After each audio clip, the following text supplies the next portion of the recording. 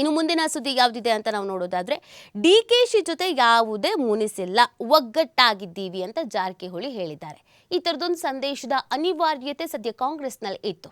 ಯಾಕಂದರೆ ಡಿ.ಸಿ.ಎಂಗೂ ಮತ್ತು ಇವ್ರಿಗೂ ಬರಲ್ಲ, ಸಿದ್ದರಾಮಯ್ಯನವರ ಬಣ, ಡಿ.ಕೆ. ಶಿವಕುಮಾರ್ ಅವರ ಬಣ, ಈ ಥರದ ಸಿಕ್ಕಾಪಟ್ಟೆ ಜಟಾಪಟಿಗಳು ನಡೀತಾ ಇದ್ರು.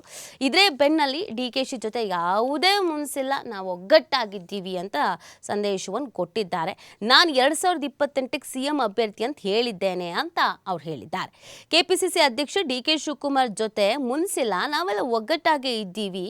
ಬೆಳಗಾವಿ ಜಿಲ್ಲೆ ಹುಕ್ಕೇರಿಯಲ್ಲಿ ಡಾಕ್ಟರ್ ಬಿ.ಆರ್. ಅಂಬೇಡ್ಕರ್ ಪ್ರತಿಮೆ ಅನಾವರಣ ಕಾರ್ಯಕ್ರಮದ ಬಳಿಕ ಸುದ್ದಿಗಾರರೊಂದಿಗೆ ಮಾತನಾಡಿ ಈ ರೀತಿಯಾಗಿ ಅವರು ಹೇಳಿದ್ದಾರೆ. ಕೆಪಿಸಿಸಿ ಅಧ್ಯಕ್ಷರ ಬದಲಾವಣೆ ಕುರಿತು ಪ್ರಶ್ನೆಗೆ ರಾಜ್ಯಾಧ್ಯಕ್ಷರ ಬದಲಾವಣೆಗೆ ಹೈಕಮಾಂಡ್ ಪ್ರಶ್ನೆ ಮಾಡಬೇಕು, ಆ ಬಗ್ಗೆ ಹೇಳುವ ಅಧಿಕಾರ ನಂಗಿಲ್ಲ ಅಂತ. ಮೊದಲಿಗೆಲ್ಲ ಸ್ವಲ್ಪ ಸ್ಟ್ರಾಂಗ್ ಆಗಿ ರಿಯಾಕ್ಷನ್ಸ್ ಅನ್ನ ಕೊಡ್ತಾ ಇದ್ರು. ಹೈಕಮಾಂಡ್ ಇಂದ ಸಂದೇಶ ಬಂದ ಮೇಲೆ ಈಗೆಲ್ಲ ಹೈಕಮಾಂಡ್ ಮೇಲೆ ತೋರಿಸ್ತಾ ಇದ್ದಾರೆ, ಎಲ್ಲ ಹೈಕಮಾಂಡ್ಗೆ ಬಿಟ್ಟಿದ್ದು ಅಂತ ಹೇಳ್ತಾ ಇದ್ದಾರೆ.